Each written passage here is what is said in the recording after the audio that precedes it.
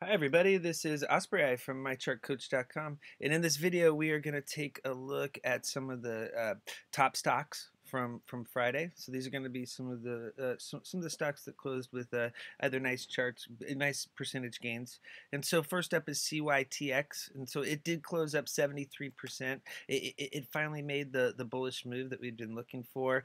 This is a previous chart. The annotations are from the last breakout. So check out how previously it had broken out above the 50-day simple moving average in October back here, and then it had broke above the top of the channel, and that's when this chart was made. That was followed by a move above the bottom of this gap, and so that was the high of day on Friday.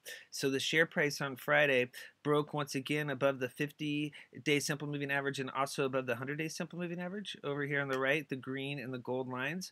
And so that was signaling more upside potential, and it ran all the way up to the bottom of the gap level from this gap that's back here in July between the bottom of this candle and the top of this candle. There's a big space, and so the bottom of the gap is always a tough level to break. It hit that level and pulled back, so it's going to need to break above that level, and then the closing price from over here in October, so on the 7th of October. And so if it can get above that, the 200-day simple moving average will be the next target at 69. To fill the gap, it would need to go up here to that 300-day simple moving average and to about 108. That would be the top of the gap. It might be just a little bit below that, but basically you could see a run up to that 300-day simple moving average and fill that gap if it breaks above the 200-day simple moving average and turns that level into support. Now, if it fails to break resistance, the candles could work back into the bands, and you want to see that 100-day simple moving average hold down there at 36. Notice there was a big volume spike, and yeah, the chart set up. It just, it did make a really big move. The candles could take a little pause and pull back before the next push higher. We'll see if it can keep, it has a nice uptrend. This was a big move. We'll see if it can run up to that 200. Okay, let's look at the ALQA. Okay, so this closed up 23% on Friday. It's at 65 right now on RSI, so it's not above 70. You do have Fasto up there at 96. So the bullish move here for ALQA was the close above that 50-day simple moving average, currently at 237, and above high close from back here in November. So the close above both of these levels is signaling more upside potential. The next key level to break is the 100-day simple moving average at 281. If it can get above that, then it could possibly run up to that 300-day simple moving average. You want to see the candles stay above that 50-day simple moving average now that they have broken that level. Notice there was a big volume spike. There was a PSAR bull flip last week, and you could see MACD is heating up, the MACD line on both time frames. So yeah, it's all about holding that 50-day simple moving average. Okay, let's look at AMPE. So it closed up 14%. It had a nice bounce on Friday, so congrats everybody. This was the classic bounce off of the middle Bollinger Band for a stock that is in an uptrend on the daily chart. As you can see here, the RSI bounced off of 50, so that's exactly what you want to see if you're a bull. So now there's more room to run up to that 70 overbought level. You want to see it stay above 50. If it breaks below 50, that would signal downside risk. Look back here in this dip here. It dropped down. It was the similar type of move. It was up here above 70. It dropped below the 70 line, hit the 50 level, and bounced right off. And so it's repeating that same pattern. If you look down here, this is what happened following, and so yeah, so it needs to happen now. As you can see here, Friday's white candle, the open was below the close on Thursday. So this is the close on Thursday, and this is the open on Friday. And so you can see the open was below the close, and then this candle closed more than halfway into the previous candle on Thursday, and that did form a bullish reversal pattern called bullish piercing line. And so yeah, so this is a good reversal pattern. Now we're going to be looking for bullish reversal confirmation. You need to see another white candle needs to form. It needs to close above Friday's closing price. The big levels to break are EMAs 4, 8, and 13. If it can get above 308 and turn that level into support, it could run back up to the top of this channel. Notice this channel here. The top of this previous channel was at 360. It had broken out above the channel, was heading to that next level, and then it hit resistance, and now it's pulled back in. The green line here is the ascending support line in the channel. Notice how it's lined up down here with the 50-day simple moving average. If that middle Bollinger Band at 267 turns into resistance, you could see a drop down to the 50-day simple moving average. That would be the downside risk. If it failed to get above, $3, that 308 level and turn it into support. Above 3, if it can get above 360, then you could see it run back up to 420. The big level to break is the closing price on the 28th. Notice that the bear crosses on MACD on both time frames. So MACD is going to need, the MACD line, the black lines need to cross back above that purple line in order for the share price to head higher. If you look here at the 15-minute chart, you can see this is the bounce setup. So this is the AMPE 15-minute chart. It bottomed down here on the 4th, and then notice the 5th. It basically opened lower, but the first candle of the day there was a big load, and then it proceeded to make higher lows throughout the day. So now the key level to break is the closing price at 1145. Notice it was hitting that level at the close. So either one of two levels are going to break on Monday, either this green ascending support line or this red horizontal resistance line. If it breaks the green support line, then you could see a drop down here to 268 to test that 50 simple moving average. If the 50 simple moving average breaks, then it's no longer in play. It'll be a risk to hold. It could drop back down to those 240s. If it busts above that 290 level, the closing price here at 1145, then it's the 100 simple moving average at 296. If it can get back above that, it's the 300 at 321, and then ultimately it has to get above the 200 simple moving average at 342 on the 15-minute chart for this chart to be back in full bull mode. Notice that was the level of the bounce down here on the 2nd. So yeah, this 340 to 350 level is going to be a really big resistance level to break if it gets back up to that level or when it does. So keep an eye on that. Let's look at KBSF. So yeah, this closed up 27% on Friday. So nice move. Congrats everybody. The retail sector has been under pressure. This one's starting to heat up. You have RSI and Fasto both in the bull zone with room to run until overbought levels. So as you can see with this chart, it's been in this downtrending channel after the big spike in November. Look at the volume bars. This is pretty interesting. There was hardly any volume before November. Super light volume down here.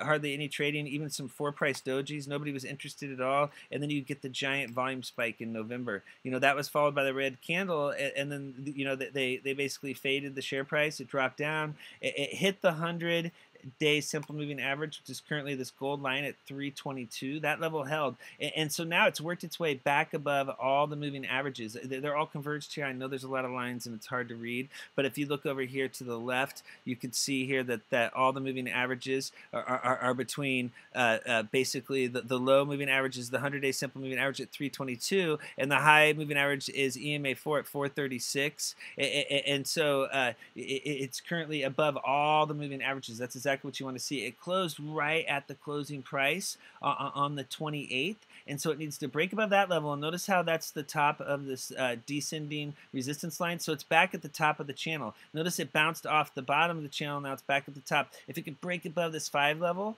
then it's going to be right above 6 here is the big level. And if they get above 6, then you could see it run back up to 8. So keep an eye on KBSF. Notice it had some recent volume spikes. There was a volume spike on Friday. So the chart's heating up. I mean, notice MACD is way down here after a bullish crossover. It has a lot of room to run if it can break that 5 level. So keep an eye on it next week. CVO, okay, had a nice move on Friday. So congrats everybody. Closed up 26%. It's in that RSI 50 to 70 bull zone. Same thing with Fasto. It's between 50 and 80. And so it had the classic bullish close above the green line, which is the 50-day simple moving average, currently at 103. So that's the key level to hold. The key level to turn into support. If it could stay above that 50-day simple moving average, then it should continue with this new uptrend. It closed above the middle Bollinger Band on Tuesday of last week, and so yeah, or Wednesday. And then if it can keep pushing higher, then the big level to break is up here, the closing price on the 28th.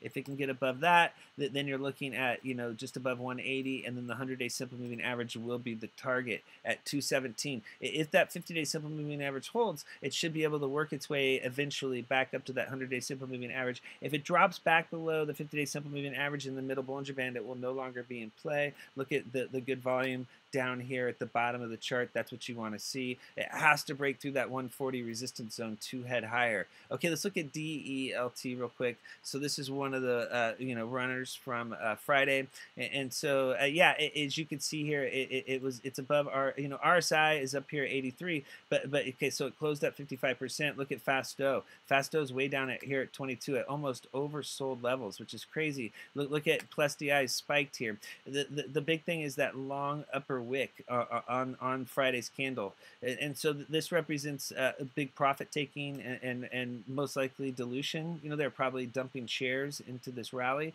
The share price ran up here above 460, and they dropped it all the way down to 182. If you look down here at accumulation distribution, notice how there's a huge spike down, and look at shaken money flow. Giant spike down, on a big up day. So that's not what you want to see. That many times signals more downside risk. And so if the candles do work back into the bands, you can see the upper Bollinger Bands down here at 144. What you want to see now is the 200 and 300-day simple moving averages turn into support. It needs to stay above that 200-day simple moving average. As you can see, that's lined up with the top of the previous channel.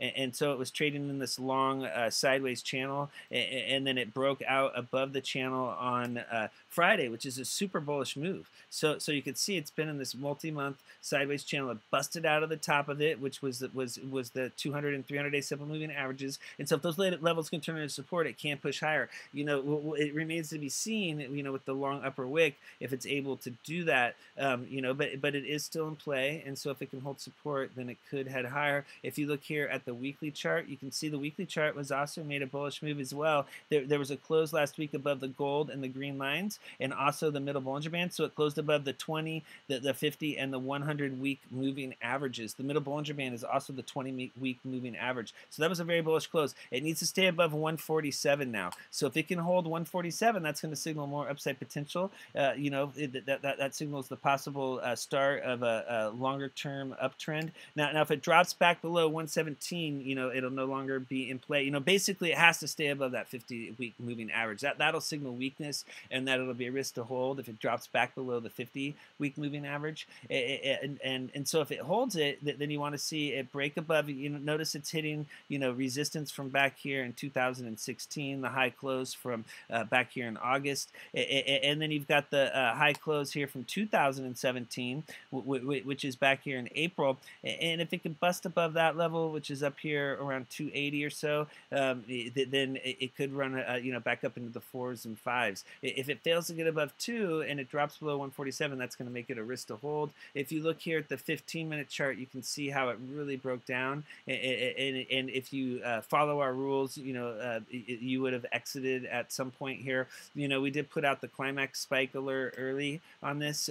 With this climax spike, it did have one early in the day. It was able to rally off of the EMA 4, and it pushed higher. And notice that you have another volume climax spike. Check out how the spike on 11:15 was higher. Okay, so then the 10 o'clock. So you have the pullback from high of day and the red candle, and so yeah, so they're just all this is just signals that they're locking in gains, and to be ready to either be taking profits off of these pullbacks from high of day, or be ready to lock them in if EMA 4 support breaks. Notice how it had been holding all morning until this candle right here, when the 12 o'clock candle formed. That was signaling downside risk. Notice how it was the first candle that closed below the pink line.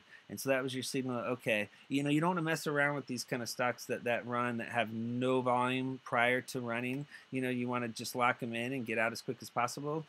And so basically when EMA 4 turned into resistance, the share price broke. If you didn't get out on the break below EMA 4, it was the break below the middle Bollinger Band that was signaling big time downside risk. It was struggling here. It was trying to hold support. Notice that you had the declining volume pattern over here. Notice the volume bars were declining, and then you have the red red volume spike with the break below resistance support. I mean, that was, you know, the red flag. What you wanted to see was a green volume spike if you were a bull and a breakthrough resistance and a push higher. That did not happen. It was the opposite. And then check out how they just faded it all the way into the close. So now it's below the 50 simple moving average as well. And you know, the next key level to hold is going to be down here at that 100-week or 100-day, the 100 simple moving average down here at 161, the gold line. That's going to be the big level. If that fails to hold, then it could drop down to the 200 and 300 simple moving averages down there at 124 and 134. In order to get that uptrend going, for this to be a bullish 15-minute chart and for it to be back in play for our rules,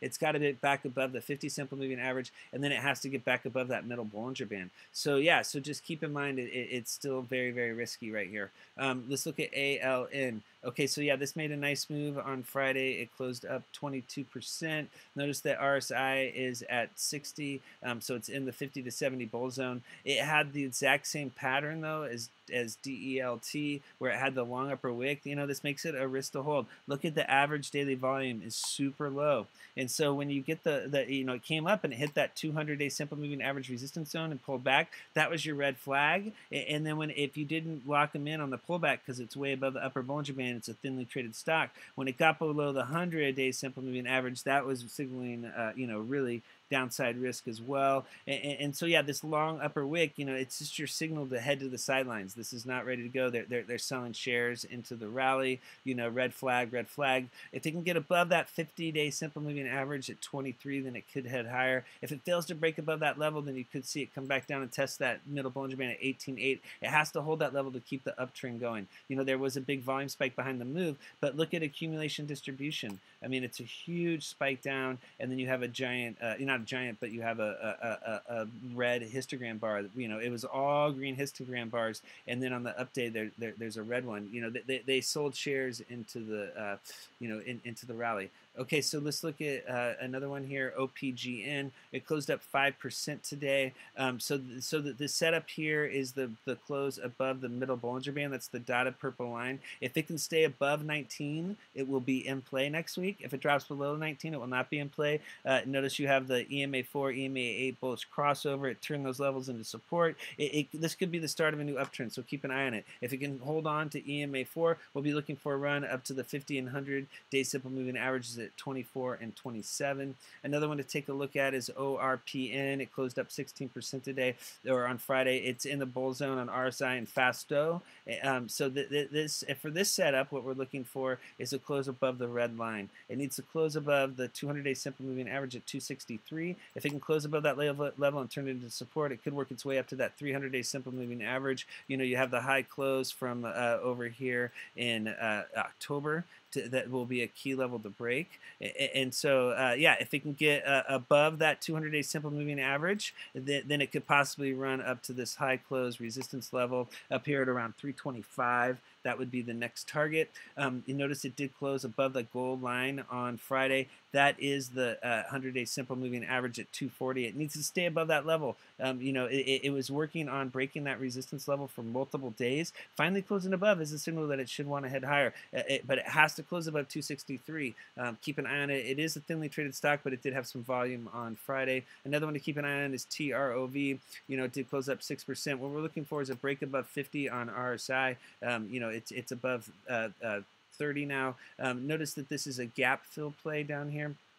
It had a gap back here in December. Okay, so the bottom of this candle and the top of this candle creates a gap, and so this is the bottom of the gap. This is the top of the gap. It's working its way back up to the top, and so many times when the share price hits the top of the gap, it's the climax, the top of the run. So keep an eye out for that. There are 3 green volume bars in a row, but if it can close above that top of the gap level, then it could run up here to this 50-day simple moving average. That is the next target at 53. If it can hold on to that middle Bollinger Band at 35, basically 348, it could start a new uptrend. If you see it drop below 35, that's going to be a red flag, and it'll make it a risk to hold. It has to stay above the middle Bollinger Band for it to remain in play. Okay, let's look at CXRX. It's closed up 8%. It's in the bull zone on our side, 61 with room to run. We want to see Fasto get above 50. Okay, so this is another one that was coming off the bottom. It has an uptrend going. It filled a gap. There was a gap between these two candles back here in October, and so the wicks on these candles filled the gap. I might as well just put that in there for you real quick. So in between this candle and this candle was a gap, and so the gap filled, and so basically it's working its way back up to that level, and so what we want to see is a break above the 100-day simple moving average in the closing price here, the high close in December. Basically, if it can get above this 88 level, that would be very bullish. Notice there is another gap up here. There's a gap between these two candles, and so if it can get above that 100-day simple moving average, above 88, it could possibly run up to dollar land and possibly up to that 200-day simple moving average at 114. So keep an eye on it. If it drops below the middle Bollinger Band at 64, that will be a red flag. Notice it is above that 50-day simple moving average at 57. It's making higher lows. You have higher lows. And so, yeah, we're going to see, if it can make a higher high than this 87 high. Okay, thank you very much for viewing this video. Yeah, please check out our chat. I'll post a link at the bottom of the YouTube video. Okay, thank you.